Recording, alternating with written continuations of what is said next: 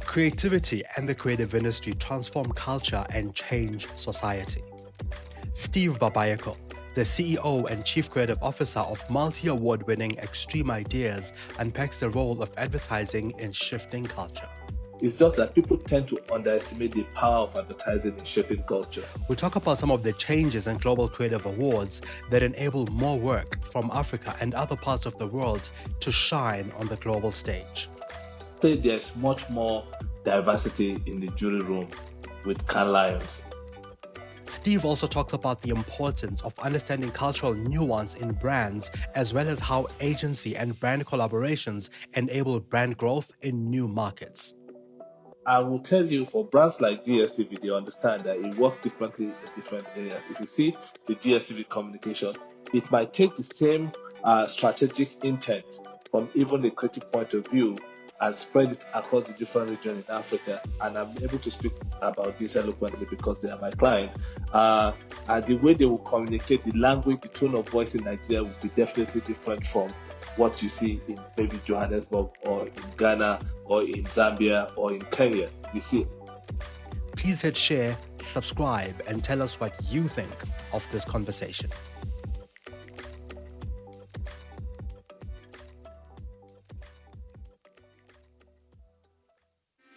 Welcome to the Lead Creative Podcast, where we talk to creative industry leaders, influencers, and brands. We discuss the strategies that influence brand thinking and shape industries. Thought leaders and heads of agencies let us in on some of their thinking and insights. I'm your host, Mongezi Mtati. Enjoy the show, and please share and subscribe. Steve, thank you so much for joining us on The Lead Creative. I've been looking forward to talking to you since I heard you speak at the Banner Conference, and I've since followed your work thereafter. But before we unpack a lot of what I'd like us to talk about today, I know that your first love somehow was broadcasting before you came into advertising. How did this love for broadcasting create a bridge to your now journey into advertising? Thank you, my brother Mongezi, for the invitation. I really appreciate it. And shout out to the people, the great people at Banner in South Africa for inviting me to that first annual conference of theirs where you probably heard me speak.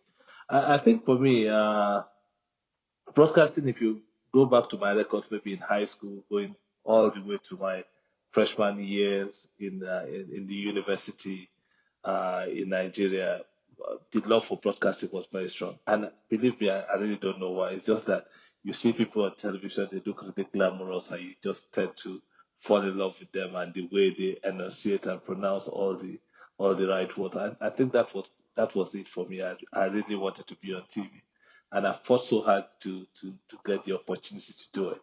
There's this thing that we do in Nigeria called the National Youth Service Corps, which is the NYSC program, 1 year of compulsory service after uni.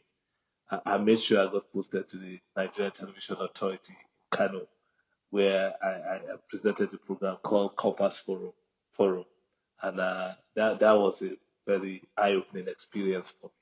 I think it was at that point that I got a little bit disillusioned because I got there and I worked with people, thoroughbred professionals who were really, really fantastic at their job. But then I quickly realized that they looked really good on TV, but at the end of the day, they were really not well paid, and they struggled to get home after their shift on television. So, being from a large family of six, I'm the firstborn, and I had 5 other siblings to take care of with my mom. I just quickly realized that, look, yes, I love this job, but I really prefer a job that'll be able to pay my bills more. And that was where advertising sort of came. Yeah. No, that's really interesting. In your experience, how critical is storytelling in building a brand's identity, especially now with the consumer being bombarded with so much information? How important is that storytelling aspect? Well, I mean, storytelling is not just important, it is everything, especially in today's world. You put your hand your finger on the pulse of the situation. From sunrise to sunset, you are daily bombarded as a consumer with loads of information. And honestly, there's never been in the history of consumership, if there's any word like that, where a consumer woke up and say, "Oh, I'm going to look out. Oh, it's a beautiful day today. I feel great. Let me just get out and go and look out for the ads of so so so and so company." Nobody does that. They just go about their normal business trying to make ends meet. If you meet them and you encounter them with your messaging and your story, and they find it fascinating, they can pause and give you a few seconds out of their daily schedule, very busy schedule. So that's why storytelling is actually very important. So for the brands that has won in the past and the ones that continue to win today, it's about knowing how to really, really tell a great story that will capture capture the hearts of the consumer. Because the thing is that you must also know is that the brand that is able to capture the heart of the consumer already also captures their wallet. So they will give freely to you because they are enamored by you, because they are in love with you, because they are infatuated with your brand. And the only way to get that kind of level of closeness is the kind of beautiful story you're able to tell. Sure, sure. We tend to talk about, great advertising, or at least a lot of the time, great advertising is spoken about as there's great work now, absolutely, but it's also spoken about as something that happened somewhere in the past, or something that changed your perception completely of a brand without you even realizing that that was happening. Can you share an example of a campaign where storytelling in recent times changed consumer engagement with a brand? Well, I mean, there are a lot of examples I can give you, but I will easily use one of our brands, even though it's because that's the one I can speak to about eloquently. I'll give you an example of a telco brand in Nigeria called Glo, GLO. They are like the indigenous telco brand in Nigeria. And one of the ways I go, and when you turn on CNN, sometimes you see some of their commercials there. They've taken that art form, which is a cut off the Nollywood way of telling Sure. stories, and they've owned it and they've molded it in such a way that it's become an identity of how they can engage the consumer. And I meet people all over the world and say, "Oh," and when you talk about advertising, they remind you of the Glow ad, and how the Glow ad has become almost a national identity because of the way it tells those very beautiful local Nigerian stories the compelling way, because there's just a way from Sure. the idiosyncrasies of Nigerians, the mannerism, the way we talk, the way we gesticulate, the larger than life ways of expressing ourselves. Sure. The brand has now become an embodiment of all of that, and I think that has definitely worked wonders for the brand.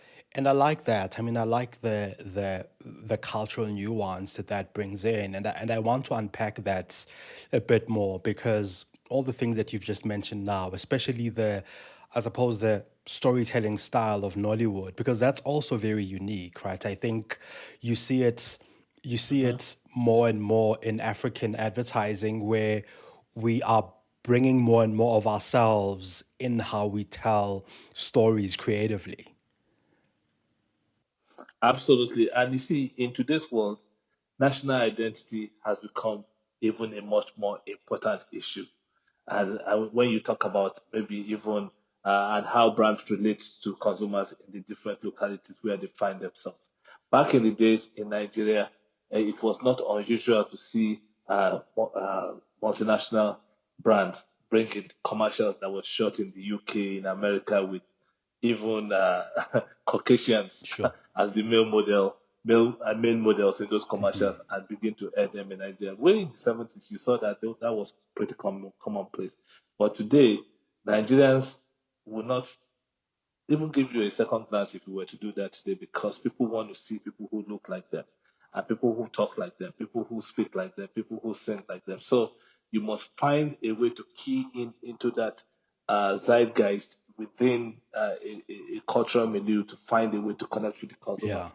So no longer, even for brands that are not even multinationals, if we were to go and shoot a commercial in Nigeria today, with foreign models in it, the consumers are going to really, really go for your jugular, because They are saying, "You want my money, and you're talking to me through people who don't look like me. What's that?" So I think people are beginning to learn the lessons that uh, we must really, really be able to key in into every geographical location we get into the people's culture to be able to really speak the language they understand to them. What are some of these pitfalls? I mean, I guess, this idea of diversity and transformation, this idea of representation. I think, I mean, if I were to summarize slightly what you said, what are some of the pitfalls that you see in international or global brands that come into local culture and fall flat? The difference between the ones that fall flat and the ones that really make it. Because we've all heard of these stories of brands coming into Nigeria, into South Africa, into Kenya, trying to sell us on a culture that we've already been buying into. Like there's a difference buying an international brand before they advertise in your country versus them advertising in your country and completely misunderstanding the culture. What are some of the differences that you've seen in the ones that really make it and the ones that fall flat? Well, I mean, the difference is actually quite Yeah. clear for the ones that don't make it. It's obvious that they come in with a set agenda, and they probably have their headquarters in New York or in London somewhere, and they're not even going to listen to nobody. If you tell them, "Oh, it works differently in Nigeria or it works differently in Johannesburg," they're just going to say consumers are consumers, and they're not going to listen to you. So once you come in with that tunnel vision, you are definitely going to fall flat. And unfortunately, a lot of top dollars will have been wasted on the journey to nowhere before they finally get to pull themselves back to say, truly, this is not working for Yeah. us. Because you'll be losing market share, you'll be losing top of mind awareness with the consumers, and nothing is working. But I will tell you, for brands like DSTV, they understand that it works differently in different areas. If you see the DSTV communication, it might take the same strategic intent Sure. from even a creative point of view and spread it across the different regions in Africa. And I'm able to speak about this eloquently because they are my client. And the way they will communicate, the language, the tone of voice in Nigeria will be definitely different from what you see in maybe Johannesburg or in Sure. Ghana or in Zambia or in Yeah. Kenya. Yeah. You see, and that's how you are able to buy into people's love, to get that love mark in the different regions you operate. And I think it worked brilliantly for DSTV, if I may say so myself.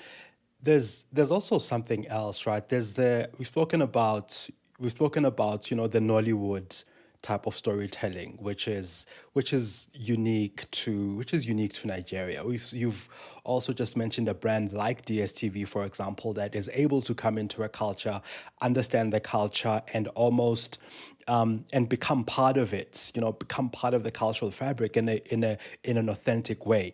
So there are these two things, but there's another third thing that I've seen you do as X3M Ideas, where you have your roots set in Nigeria, but you've now have offices as well, or a team in Dubai. How well does creativity or creative thinking and your approach to it export? Because there's a brand importing itself into a country, and then there's you, Steve, and X3M Ideas exporting yourself and your creative thinking into a Yeah. different culture that is in Dubai. How does that export? How does that work? Thank you, Mongezi. I think the thing to say is that we are not just in Dubai, we're in about six different countries. Uh, we're in Johannesburg, where we're a little bit just struggling at the moment. We're in Zambia, we just set up in Kenya, we're in Congo Brazzaville, we're in Dubai, and of course, Yeah. Lagos. So, again, I'll tell Yeah, you, it's about having the ability to take some of the pills you prescribe to for your sure. clients. And I mean by this, I mean that once you get into any environment, how are you quickly going to become as local as possible? Yes, we have a global worldview as an agency, but we are not going to make it unless we begin to explore working with local talents, recruiting local talents, and getting local talents to be part of our team. Those are the people that can help us express in a very brilliant way the Sure. kind of stuff we think the brand needs to be expressing in those kind of markets. And I'll give you an example again for Yeah. GoTV in Zambia. X3M Ideas in Zambia for GoTV, which is the multi-choice client, just became the first Zambian agency, and by extension, GoTV became the first Zambian brand to win at the Pitchers African Award a couple of weeks ago. And how did they do it? Those creatives were rooted in Zambian culture, in Zambian way of expressing themselves. And I think that is what everybody must do. Sure. You cannot go and dominate a culture by bringing in something that is alien to that culture to them. You must take all of the raw materials for the work that you're about to do from that local culture and all of the nuances that are buried in those cultures. And what were some of the and I know about, you know, all the other operations that you have. I feel like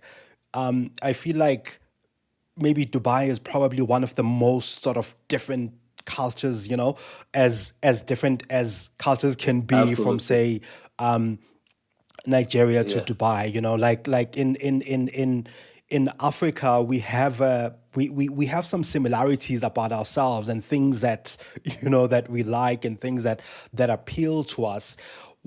How do you ensure rather that you keep your team in touch with cultural sensitivities in cultures where you sometimes may not have your finger on the pulse? Well, I mean, that is where for all of us who are in the school of life, I believe we are all students of the school of life. That's one. So it means that if I were to move myself and say, I want to live in South Africa tomorrow, the first thing I need to do is to understand the South African culture, how things work in South Africa. Because unless I'm able to take that bold step to make that integration work for me, if I want to continue to work in advertising, I will always fail, right? So that is the same thing we do for our people and all our team, is to say you have to first shed yourself of that colonial mentality. You're not going there to colonize any culture. You're going there to integrate with the culture, right? So and once you do that, you are in a safe zone to be able to operate effectively. If you're enjoying The Lead Creative, please share this episode with your network and hit follow or subscribe. Enjoy the show. Yeah, and that's a great insight as well. What are some of the biggest changes that you've seen hit the creative industry in recent years, and how have you adapted to those? Well, I mean, clearly the one that has hit the creative the most, that has been more devastating, will be tech development like AI and all of the other tech tools that has totally caused a seismic shift in the entire industries of the world, including the creative industry. Now, with just the point of a button, AI can record a new song or create a new advertisement.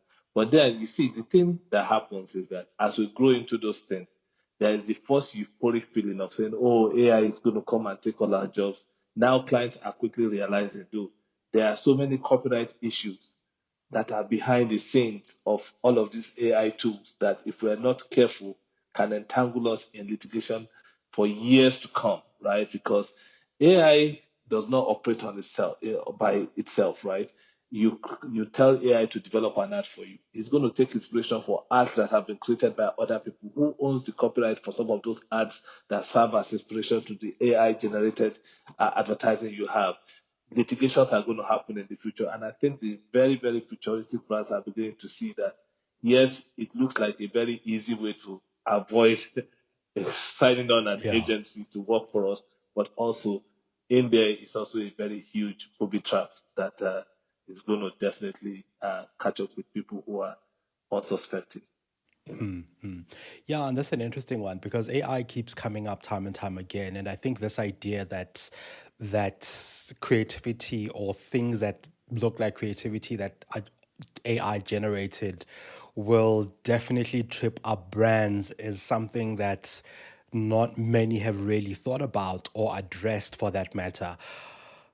But how should we be adopting technologies like AI in the creative process? How have you done it? I think you can use it as just another preparation tool. I mean, you can use it to get some kind of inspiration, but I mean, I think over reliance on anything is bad, because I don't know that AI will ever replace that human knack for telling compelling stories. Yeah. I think the human that's just the human capacity to be creative and just tell and just weave stories. It's going to outlive AI, I believe. And that is why if you can use it as just another tool to help propel the work you're Sure. doing, uh, I think the people who are going to really fail the most are the ones who tend to now use it as a crutch, Right. and you can't move without it, and that is when it becomes a big burden to you Right. going Right. forward. There's this growing shift towards personalized advertising, and this, and as this evolves and grows, more and more people, more and more advertising resonates, but it resonates at that personal level with people. How have you seen this change in the regions that you operate? How have you seen it play out in the regions that you operate? As we continue to grow and as tech continues to help the kind of work that we do, those are the kind of things that will become front burner things going forward. Which I always say, creatives should not be afraid of tech. Rather, we should embrace tech because tech will definitely give our creativity more wings, bigger wings to fly. Sure. You have things like geolocation advertising, so that at the spur of the moment, if Mongezi is in his studio right now, and you were to tweet somewhere or leave a message or leave any kind of imprint on in that digital space anywhere on any of your platform to say, "Oh, I'm craving burger," a fast food outlet who is able to use your geolocation to advertise you is able to say, "Oh, Mongezi is craving burger," and I can send you a message instantly. It is specifically designed for Mongezi and nobody Sure. else, telling you, "Oh, that's nice, but do you realize that one of our outlets is just about a kilometer and a half from where you are right now? This is how you can reach them, and you can actually order from where you stand." So that's the kind of modern cutting edge way we will continue to communicate into the Sure. future. And with tech, it can only continue to get better. All of the tools we have to play with and the tools we have to use Yeah. will continue to improve. And now, but how do you balance that with the consumer feeling as though a brand is creepy by encroaching into my space that way? Exactly. That's why privacy will become an issue. All of the discussion about cookies and how whether they will be banned and how they've been banned. Those are all of the Yeah. conversations. I mean, you see, the world will continue to evolve, and as human beings, we have to continue to evolve with it because at the end of the day, the consumer's privacy is also paramount and must be respected. But those are the tools that we have to play Yeah. with now.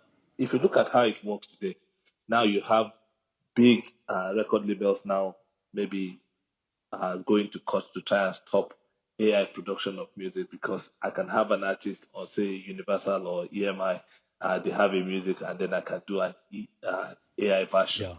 Yeah. Yeah. of it and I'm spreading to online. Sometimes they're selling it. So again, we'll continue to evolve and catch up with technology. Where what technology does is to push us to territories where we've never been Absolutely. as human beings before. Absolutely. So as we get there, we'll continue to come up with and evolve laws that will help protect and create new protection around the new realities we For sure. face in For those sure. new territories we For get to. sure. Now, on a slightly different note, Steve, X3M Ideas was the first Nigerian and West African agency to win at Cannes with the Suit Yeah. Life work that you created that won that award. You've also Yes. been both on the jury side and on the competing end of various awards as well, Yes. right? So, in a sense, how has that changed how has that win first of all changed the outlook of the agency on the one hand, and on the other, what do you think was different about the work that won you that award, and also just in the way that the landscape is changing as well, because there must be a change in the landscape and in the outlook as well as in the work, right? For you to win that work after being in business for so long and after competing at these awards for so long and only being the first one then. what is it about the change in landscape, the change in the work, the change in the outlook, and also how that has then changed the agency by playing at that global stage and winning?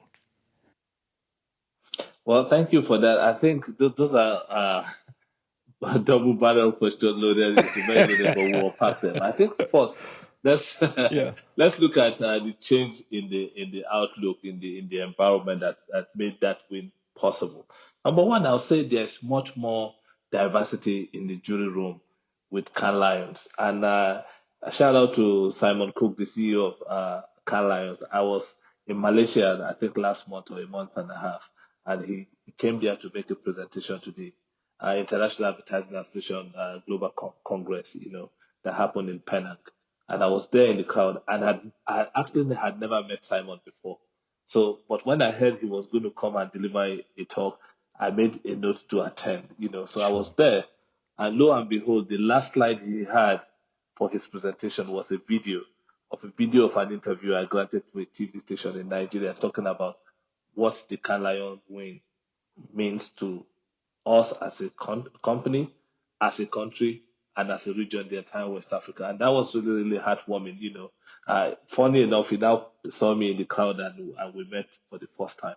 I think by his own admission, he admitted that, look, Can Lions is making much more, taking more strides in ensuring that there is diversity Sure. in the jury room, because it's only then that true winners can emerge from all of the regions of the world, and we need to create more diversity because I think in the past, some of the things we've spoken about is that some ideas may be powerful, but if it's buried inside the culture that a predominantly white jury will not understand, then there's a problem of maybe creating a situation where a very, very powerful concept doesn't win because if it's flown over people's head. Yeah.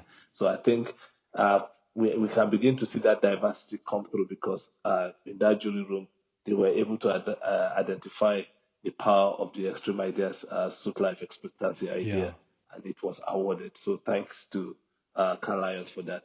Secondly, I think for us as a company, we're just going to be 12 years old in August this year.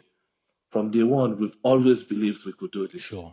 Yeah. and being able to win is just a big stamp of approval on that sense of belief that we've always had. So I told my team, we are not going to have a situation where they have to create a special category in Can Lions because we are from Africa. Absolutely. We're not going to take that. We don't want any kind of handout. We don't want any kind of okay, let's just give them any kind of affirmative action kind of winning. No, that's not what we're about. We always believe we can step on that big stage, compete with the big agencies in the world and win. And that win was a confirmation of that. And I always tell my team, if we don't believe in ourselves, nobody's going to believe in us. If you look at even what we have done, being able to spread and beginning to build our own network across the continent, usually what we're doing are almost, it used to be the exclusive preserve of huge companies like the WPP and the Omnicoms and all Yeah. of the other Yeah. big Yeah. global advertising group. But as Black people and as Africans, if we wait for those people to come and help us build these structures, we wait in vain. So the thing to do is get off our Black behind, go out there and do the very, very backbreaking work of bootstrapping and building a network from scratch, from the ground up. And that's why I'm actually very proud of what me and the team have been doing for the past 12 years.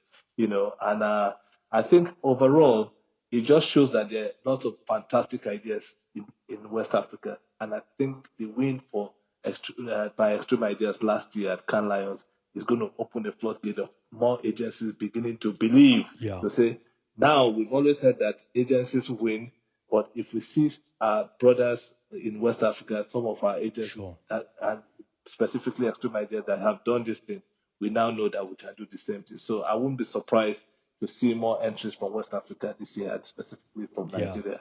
And I won't also be surprised to see more agencies win going Yeah, forward. I want to come back to this idea of diversity in the jury pool, as you've just mentioned, because especially on these global and international stages, like for instance, if I mean I know that you are a regular participant at the Luries, for example, which is held in South Africa. Sure, sure, and sure, you've seen sure. the work that comes out of there. So I want to use the Luris as an example for my next question. In juxtapose it against Can, for instance, the Can Lions. So with the Luris, for example, the jury is predominantly South African for South African, in fact, South African for South African work, and all of this. So you Yeah, understand yeah, the yeah. culture, the nuance, all of these things, right? We were talking a bit earlier about Glow as an example and how they use a Nollywood style of storytelling, which is very culturally nuanced. How does work that is steeped in local culture perform at these international stages? Well, thank you so much for that because I shout out to Pritesh, the CEO of Gloricido, fantastic Yeah. gentleman. And to be honest with you, I didn't really used to to uh, I didn't feel too much for the Loris, believe me, before British's time. I tried, but I just always felt that look, it's a South African award. But you must give credit to British because all of the things we've talked about since morning is the fact that we need more diversity, Yes. and Yes. he's worked fantastically on that to broaden that base. Now you see brands from the Middle East winning. There are years where even the South Africans struggled a bit. I For remember sure. South Africa struggled a bit to compete with someone because there are from MENA region there are so many great work coming out of there. Now West African agencies are winning as well, Yeah. and West Yeah. African brands are Yeah. winning. So I think all we have to do is in whatever the award is, we must continue to encourage diversity, Yes. Okay. uh, both from gender point of view, from color point of view, from sexual orientation point of view. The more people we have in the room, the better we'll be able to appreciate and really, really choose the best work. I believe strongly in that. So and again, just for Loris, I think award shows like the Loris, we must also support across the continent because that is ours. I mean, winning the Cannes Lions is good, winning the one show, winning the pencil is D&AD is good, but award shows like the Loris belong to this continent, and we must actually rally behind the Loris to make sure that they succeed and they continue to work strong. That is Yeah. important for our Yeah. continent. Steve, you also speak a lot, rather extensively, on issues of leadership. I'd like to get a sense now from you in terms of this, leadership that you speak about, in how the role of leadership specifically in creating this world-class award-winning work. Why isn't more work coming out of Africa winning at these global stages? Is it a question of leadership? Is it a question of, as you said, belief? Is it a question of diversity, as you've just mentioned? Like, what is it that we can juxtapose against, say, leadership that can create or leads to this award-winning work at global stages? I think it was very, very good question. I think there's something I read somewhere that uh, a battalion of lions led by a sheep will always be defeated by a battalion of sheep led by a lion. It is very important. So, as leaders, we must also be brave and courageous, Sure.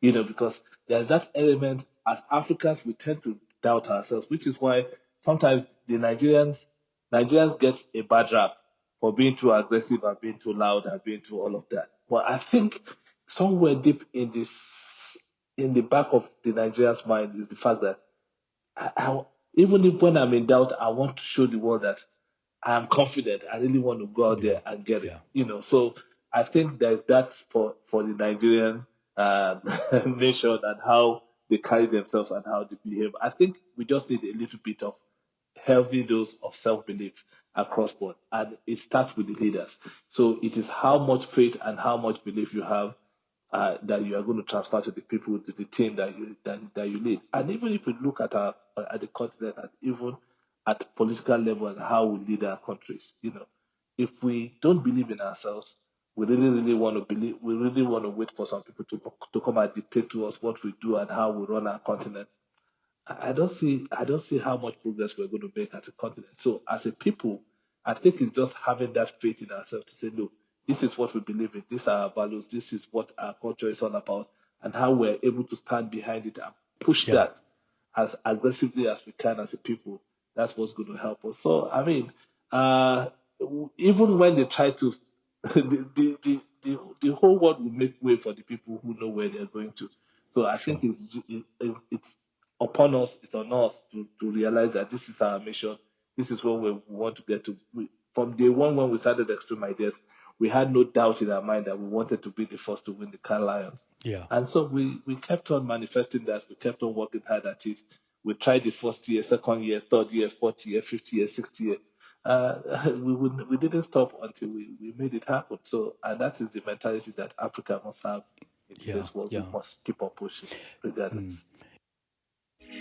If you're enjoying The Lead Creative, please share this episode with your network and hit follow or subscribe. Enjoy the show.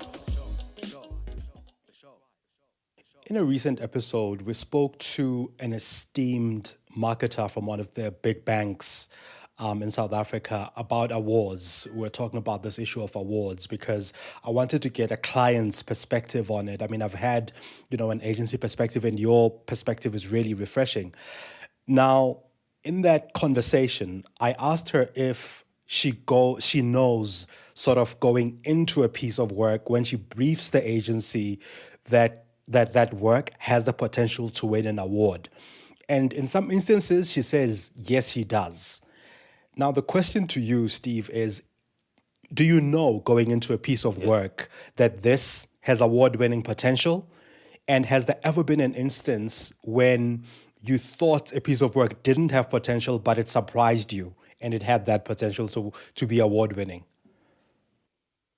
Well, I think for me, first and foremost, I really don't wake up one morning, any morning at all and say, oh, today we're going to create a piece of work to For win an sure. award.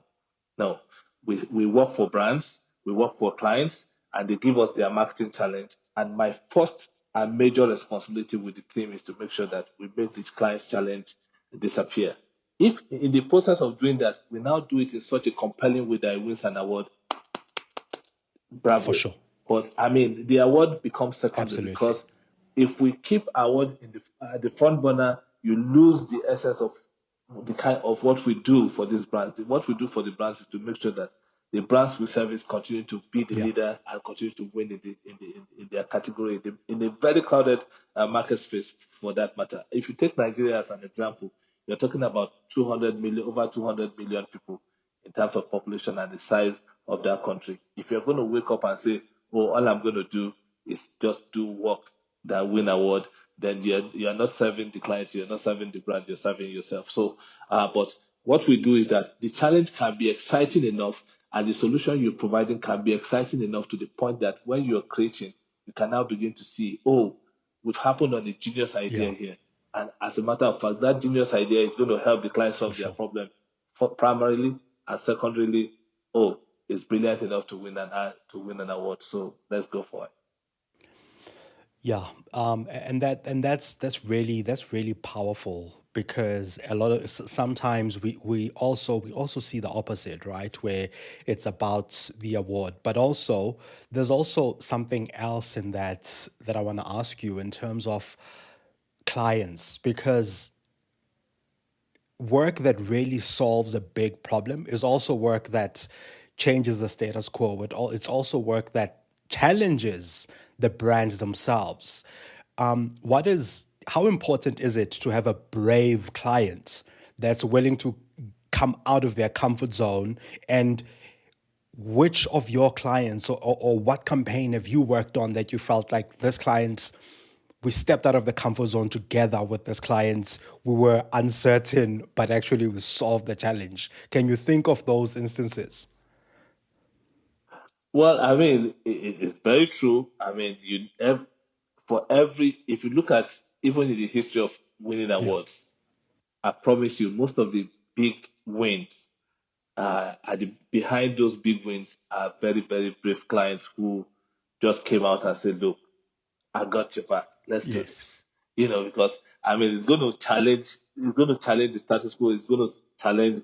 It's going to break ground, new Yeah. grounds, and it's going to be really novel and in your face in terms of being different. But having said that, I think there are a few of those work that we have done, even for the extra step initiative that we did, the suit life expectancy. The clients, even though they are an NGO client, but they were very brave because in coming out with that campaign, we were directly challenging the government in power in Rivers State at the time. Yeah, I mean, the way Nigeria works, you could easily have been arrested for telling that truth Yeah. in such a Yeah. compelling way. But they were brave enough to say, look, this issue is a problem. The issue of suits and how it's affecting people's health in Port Harcourt is a problem. It needed to be Yeah. told. And if there's any consequences on the journey of telling this truth, then we're willing to stand by what we've Yeah. done. And then we said, let's do it. So they wanted us Yeah. to do it, and we together we did it. So yeah. And I think those are one of the many exciting moments, I guess, working in the creative industry, because you shape culture by doing that, right? You Absolutely. challenge systems Absolutely. that are Absolutely. rarely ever challenged, and by doing so, you shift the needle in culture. Absolutely. Absolutely. And that's why you see organizations like the Advertising Regulatory Council of Nigeria now are getting more aggressive in trying to protect the culture of Nigeria. So look, you can only use Nigerians for voiceover. You can only use Nigerians as models. It's just that people tend to underestimate the power of advertising in shaping culture. Yes.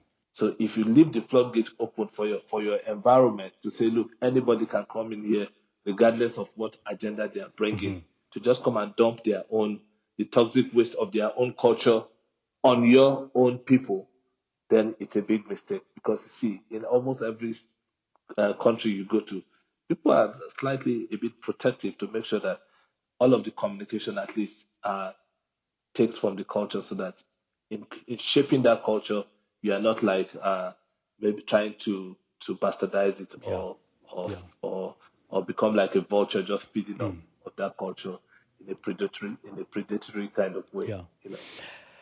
Steve, we usually ask our guests to leave a question for our next guest. And the last guest that we Okay. spoke to was Jessica Wheeler, the marketing director of Nando's South Africa. And she left a question for you. Oh wow. I love their Yeah. communication. Yeah. So she left a question. I love Yeah. Nando Art. They're They're very world amazing. famous. They're Yeah. amazing.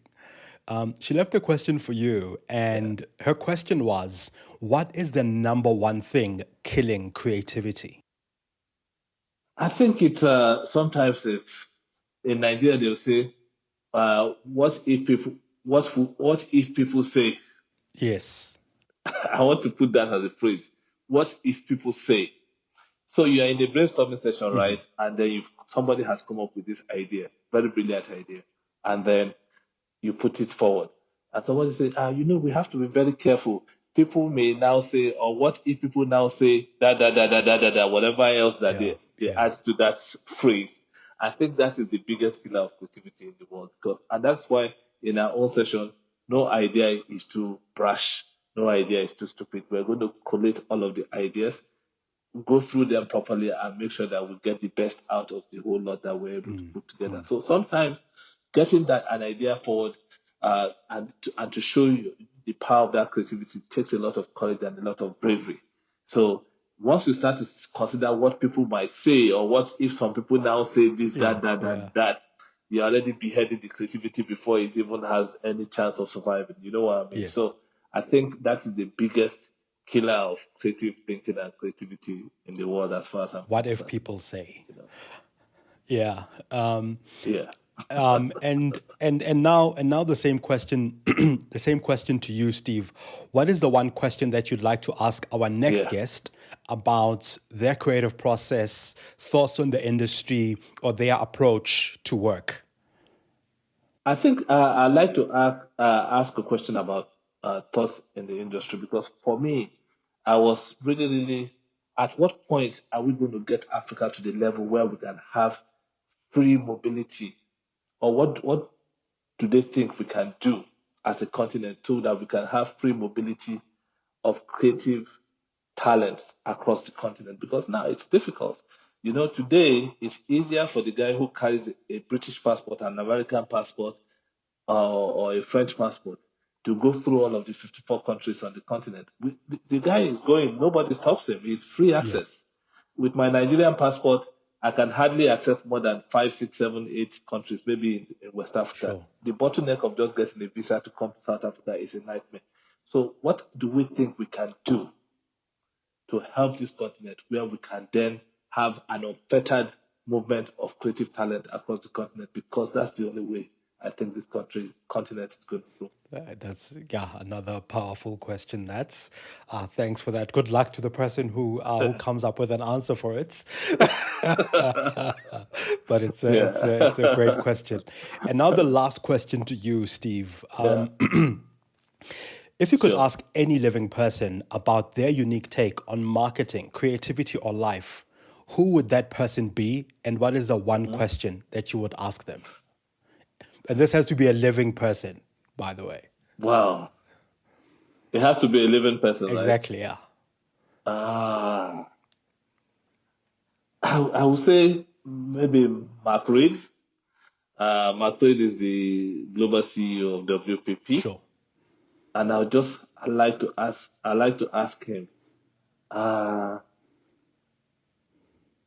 how scared was he when he had to take over WPP to start with? Was it something that made him nervous, especially in the face of really, really significant changes happening within the industry globally, and with all of the geopolitical crisis happening left, right, and center? Was it something that made him nervous? Something that I would really like to know. That's a great question. Yeah, we'll share that question and see if we get an answer. Hopefully we do. That's a great question. Yeah, sure. Steve, thank you so much for making the time. This was amazing. Thank you, Mongezi. Thank you for the invitation. I had a great time. And shout out to my Mzansi brothers and sisters. It's one love from Africa, one love from West Africa. Awesome. Cheers, man. Thank you for listening to The Lead Creative. Did you get one insight that's worth sharing from this episode? Please share it with your network or your friends. Pop me some of your ideas and innovative finds on Twitter on @Mongezi. This podcast is available on Spotify, Stitcher, Apple, Google, or wherever you listen to your podcasts. You can also find me on mongezi.com.